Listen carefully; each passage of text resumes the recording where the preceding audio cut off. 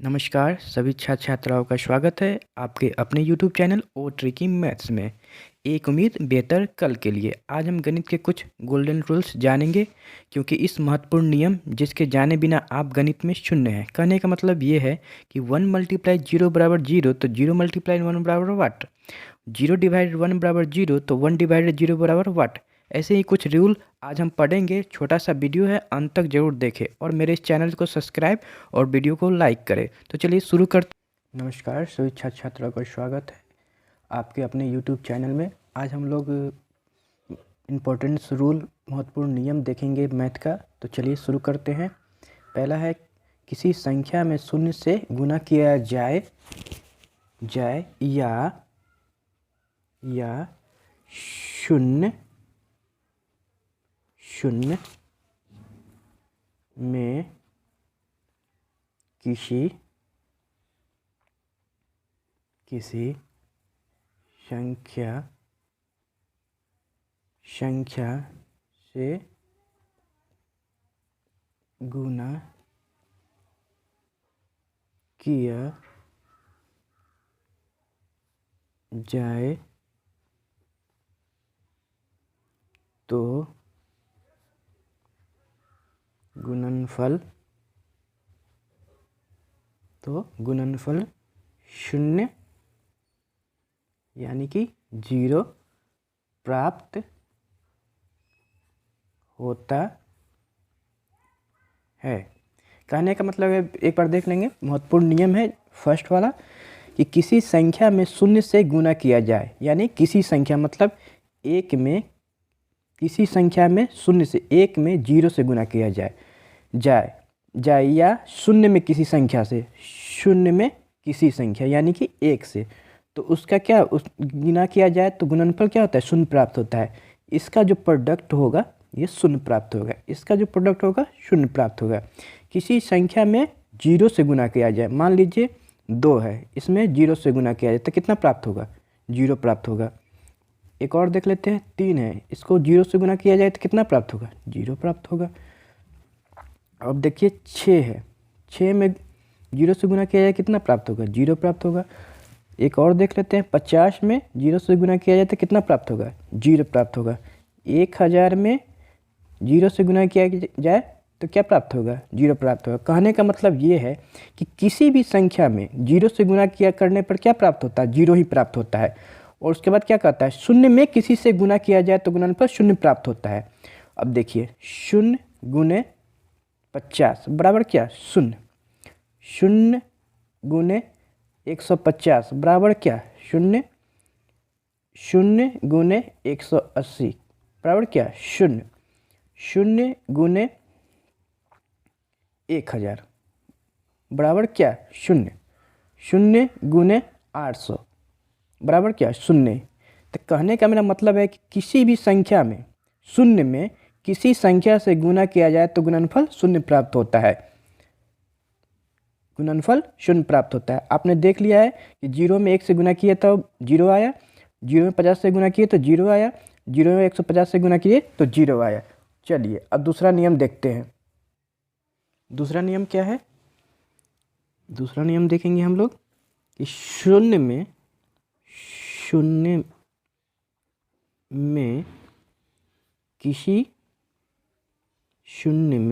किसी संख्या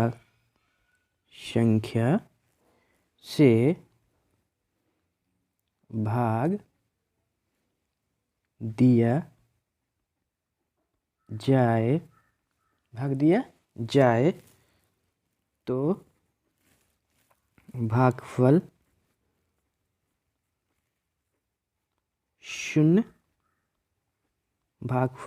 शून्य प्राप्त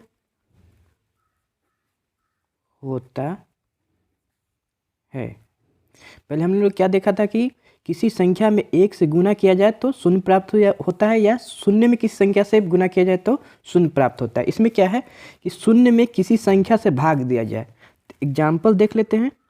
एग्जाम्पल मेरा है 0 किसी संख्या भाग दिया जाए, किसी संख्या, मान लीजिए कोई भी संख्या, 4 ले लीजिए, एक और देख लीजिए 8 ले लीजिए, एक और ले लीजिए 12 ले लीजिए, एक और देख लीजिए, 14 ले लीजिए, एक और देख लीजिए, 1000 ले लीजिए, 1000 ले लीजिए, एक और देख लीजिए, 180 ले लीजिए। अब क्या है कि शून्य में किसी संख्या से भाग दिया जाए तो भागफल शून्य प्राप्त होता है, यानी कि इसमें इससे भाग देने पर जो प्राप्त होता है वो शून्य प्राप्त होगा। इसमें इससे भाग देने पर क्या प्राप्त होगा? शून्य प्राप्त होगा। इससे इससे भाग देंगे तो क्या प्राप्त होगा? भागफल शून्य प्राप्त होगा। इससे इससे भाग देंगे तो क्या होगा? शून्य प्राप्त होगा। 0 में 1000 से भाग देंगे तो क्या प्राप्त होगा? 0 प्राप्त होगा। 0 में 180 से भाग देंगे तो क्या प्राप्त होगा? 0 होगा। कहने का मेरा मतलब है कि किसी भी संख्या, कोई भी संख्या है, 1,00,000 भी हो सकता है, 1,000, 1,00,000, 10,000, 20,000, कोई भी संख्या, मान लीजिए 0 है, इसमें हम 500 से भाग देंगे तो मेरा भागफल क्या प्राप्त होगा? 0 प्राप्त होगा। क्या प्राप्त होगा? 0 प्राप्त होगा। अब देखते हैं अगला नियम, रूल नंबर 3 देखते हैं। 3 क्या कहता है मेरा?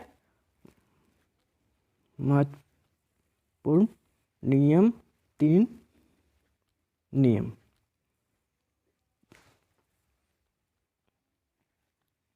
इम्पोर्टेंट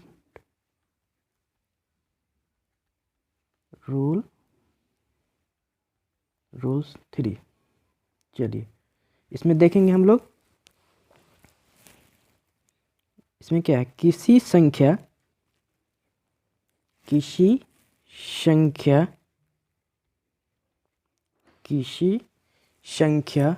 को 0 यानी कि 0 से भाग दिया जाए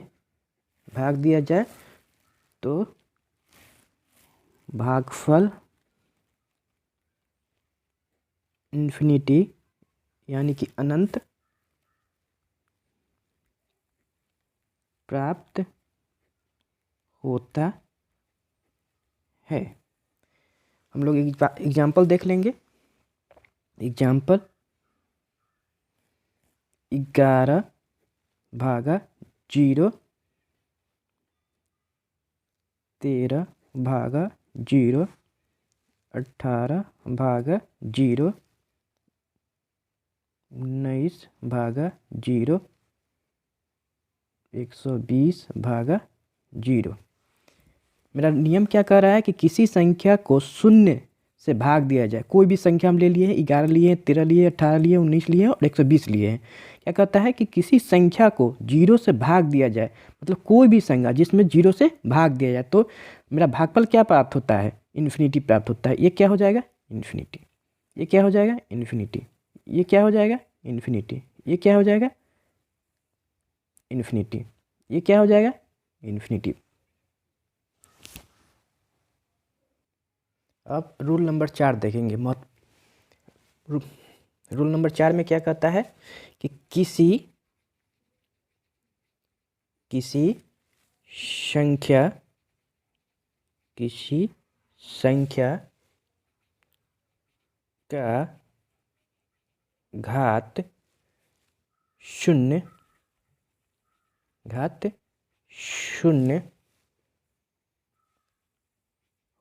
0 होने पर इसका मान 1 प्राप्त होता है। नियम नंबर 4 मेरा क्या कहता है कि किसी संख्या का घात 0 होने पर इसका मान 1 प्राप्त होता है। एग्जाम्पल देख लेते हैं, जैसे कि 8 का घात 0 बराबर 11 का घात 0 बराबर 12 का घात 0 बराबर 19 का घात 0 बराबर 25 का घात 0 बराबर, एक और देख लेते हैं, 28 का घात 0 बराबर 30 का घात 0 बराबर 31 का घात 0 बराबर क्या होगा? मेरा नियम क्या कह रहा है कि किसी संख्या का घात शून्य होने पर इसका मान 1 प्राप्त होता है। तो क्या प्राप्त होगा? 1 होगा। क्या होगा? 11 पर घात 0 है तो क्या? 1। यहाँ भी 1। यहाँ क्या प्राप्त होगा? 1। यहाँ क्या प्राप्त होगा? 1। ये बहुत महत्वपूर्ण नियम है। इसके जाने बिना आप गणित का एक कदम भी अच्छे से चल नहीं सकते हैं। तुक्का लगाइएगा, लेकिन अगर ये सब चीज़ बेसिक चीज़ आप अगर जान जाइएगा तो अच्छे से एक कॉन्फिडेंस में गणित का क्वेश्चन, कोई भी क्वेश्चन सॉल्व कर पाइएगा। मेरा नियम क्या करता है कि किसी संख्या का घात शून्य होने पर इसका मान 1 प्राप्त होता है। घात क्या है? शून्य है, क्या प्राप्त हुआ? 1 प्राप्त हुआ। घात क्या है? शून्य, क्या प्राप्त हुआ? 1 प्राप्त हुआ। घात मेरा शून्य, क्या प्राप्त हुआ? 1 प्राप्त हुआ। घात मेरा शून्य, क्या प्राप्त हुआ? 1 प्राप्त हुआ। घात मेरा शून्य, क्या प्राप्त हुआ? 1 प्राप्त हुआ। घात मेरा शून्य, क्या प्राप्त हुआ? 1 प्राप्त हुआ। घात मेरा शून्य, क्या प्राप्त हुआ? 1 प्राप्त हुआ। 31 का घात शून्य बराबर क्या प्राप्त हुआ हमको? 1 प्राप्त हुआ। अब रूल नंबर 4 देखेंगे। अब हम लोग नियम नंबर 5 देखेंगे। 5 में क्या है कि किसी संख्या, ध्यान से ये नियम को देखिएगा, नहीं तो कहावत है कि कहावत है सावधानी हटी और दुर्घटना घटी। यही है मैथ में, ये सब नियम एक बहुत ही महत्वपूर्ण नियम है जिसको आपको जानना बेहद ही जरूरी है। क्या है? किसी संख्या को स्वयं यानी खुद स्वयं से भाग देने पर भागफल 1 प्राप्त होता है। एग्जाम्पल के माध्यम से हम समझेंगे। चलिए देखते हैं। एग्जाम्पल मेरा है, जैसे कि मेरा 8 भागा 8, दूसरा 9 भागा 9, 10 भागा 10, 12 भागा 12, 14 भागा 14, 120 भागा 120, 130 भागा 130, 184 भागा 184। अब देखेंगे कि मेरा नियम क्या कह रहा है कि किसी संख्या को स्वयं से भाग देने पर भागफल 1 प्राप्त होता है।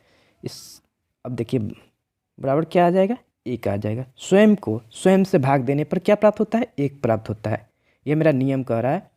काटेंगे तो क्या होगा? 1 प्राप्त होगा। कटेगा तो क्या प्राप्त होगा? 1 प्राप्त होगा। कटेगा तो क्या प्राप्त होगा? 1 प्राप्त होगा। कटेगा तो क्या प्राप्त होगा? 1 प्राप्त होगा। ये नियम को एकदम दिमाग में बैठाना है कि कभी भी आगे चल के जब हम लोग बड़े बड़े क्वेश्चन को सॉल्व करेंगे तो ये सब चीज़ महत्वपूर्ण बातें आपको एकदम याद रखना है, नहीं तो उस समय आपको बहुत ही दिक्कत आ जाएगा सॉल्व करने में।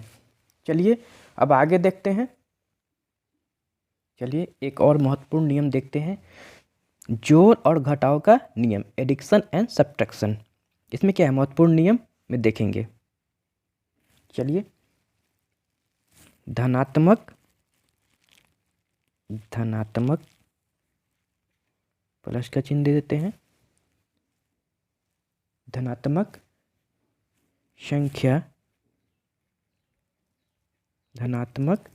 संख्या सदैव यानी कि हमेशा सदैव आपस में जुड़ती है और चिन्ह प्लस यानी कि जोड़ का लगता है। कहने का मतलब है मेरा कि एग्जाम्पल से देखेंगे। कहने का मतलब है कि 8 + 3 7 + 11 12 + 13 11 + 5 12 + 5 16 +16। मेरा क्या कर रहा है, नियम क्या कर रहा है कि धनात्मक संख्या सदैव आपस में जुड़ती है और चिन्ह प्लस का यानी कि जोड़ का लगता है। या कोई चिन्ह नहीं होता है तो इसका मतलब क्या है, मेरा प्लस का चिन्ह है, तो 8 3 11 मेरा। अब देखेंगे कोई चिन्ह नहीं है तो क्या प्लस का, तो 7 और 11 को जोड़ेंगे तो कितना आएगा 18। अब देखेंगे 12 और 13 को जोड़ेंगे तो कितना आएगा, कोई चिन्ह नहीं है तो प्लस का चिन्ह, कितना आ जाएगा मेरा 25। अब देखेंगे कोई चिन्ह नहीं है तो प्लस का 11 5 16, कोई चिन्ह नहीं तो प्लस का आपस में जुड़ जाएगा तो कितना हो जाएगा 17, 16 16 32। यही मेरा नियम कह रहा है कि धनात्मक संख्या सदैव आपस में जुड़ती है और चिन्ह क्या चीज़ का लगा है, प्लस का। या कोई चिन्ह नहीं है तो प्लस का यहाँ लिख भी सकते हैं, नहीं भी लिख सकते हैं, ऐसे नहीं लिखा जाता है। या कोई चिन्ह नहीं है तो प्लस का चिन्ह होता है।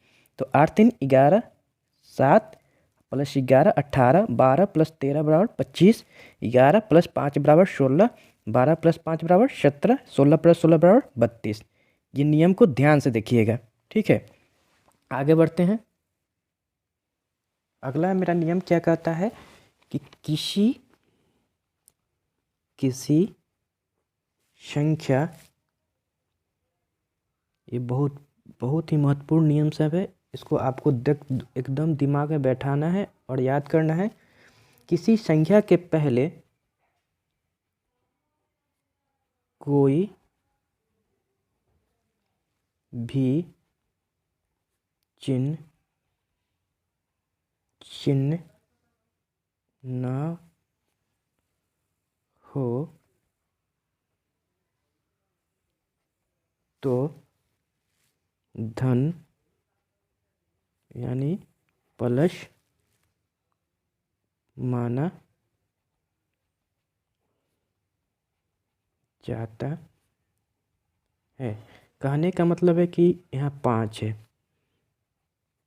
3 है, 8 है + 5 है, 7 है + 2 है, 7 10 है +2 है, 20 है +5 है, 25 है +4 है, 10 है +10 है। मेरा नियम क्या कह रहा है कि किसी संख्या के पहले कोई भी चिन्ह न हो तो धन माना जाता है। या कोई चिन्ह नहीं है तो यहाँ धन माना यानी कि प्लस का चिन्ह, तो क्या हो जाएगा मेरा 5 3 8। या यहाँ पे क्या है, कोई चिन्ह न हो तो प्लस का चिन्ह यहाँ माना जाता है। इसको जोड़ देंगे, इसको भी जोड़ देंगे, कितना आ जाएगा 3 13। इसको जोड़ देंगे, इसको भी जोड़ देंगे, तो कोई चिन्ह नहीं है तो प्लस का चिन्ह, तो 7 2 9। यहाँ भी देखेंगे मेरा नियम के अनुसार यहाँ कोई चिन्ह नहीं है तो प्लस का चिन्ह, तो 10 2 12। यहाँ नियम के अनुसार यहाँ कोई चिन्ह नहीं है तो क्या हो जाएगा प्लस का चिन्ह, तो 20 5 25। फिर वही यहाँ कोई चिन्ह नहीं है तो यानी कि प्लस का चिन्ह, तो 25 4 29। अब यहाँ देखेंगे 10, इसके आगे कोई चिन्ह नहीं है तो प्लस का चिन्ह होगा 10 10 20। अब आगे देखेंगे। अगला नियम मेरा क्या कहता है कि धनात्मक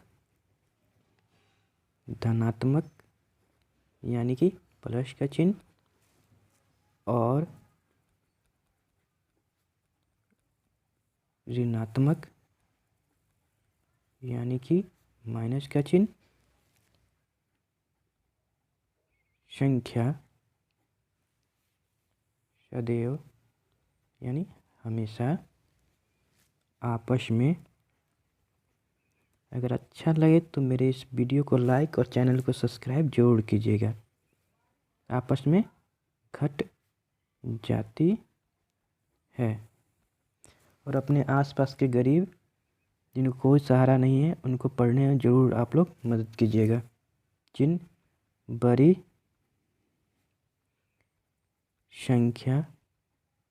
संख्या का लगता है।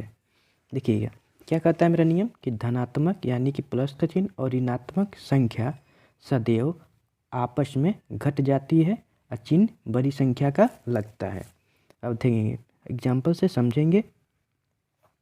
6 - 8 बराबर 7 - 9 बराबर 11 - 15 बराबर 6 - 7 बराबर 8 - 10 बराबर 12 - 17 बराबर। अब देखेंगे मेरा नियम क्या कहता है कि धनात्मक और ऋणात्मक संख्या सदैव आपस में घट जाती है। धनात्मक, ये मेरा कोई चिन्ह नहीं तो धनात्मक संख्या यानी प्लस का चिन्ह है, यहाँ मैं माइनस की, आपस में घट जाती है और चिन्ह बड़ी संख्या का लगता है।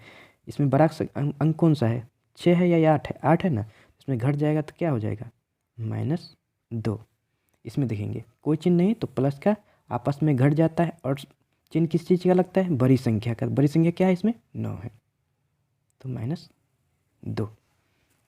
अब देखेंगे इसमें देखेंगे कोई चिन्ह नहीं है तो प्लस का और ये है माइनस का, तो मेरा जो नियम कहता है आपस में घट जाती है तो घट जाएगा। और कौन चिन्ह, बड़ा चिन्ह बड़ी संख्या का लगता है, तो इसमें बड़ी संख्या कौन है, तो क्या लगेगा, घट जाएगा तो क्या हो जाएगा 11 - 4 -4। अब यहाँ देखेंगे घट गया तो क्या हो गया -1, घट जाएगा क्या हो जाएगा -2, घट गया क्या हो गया -5। चलिए, thanks for watching my video. Please like my video and subscribe my channel.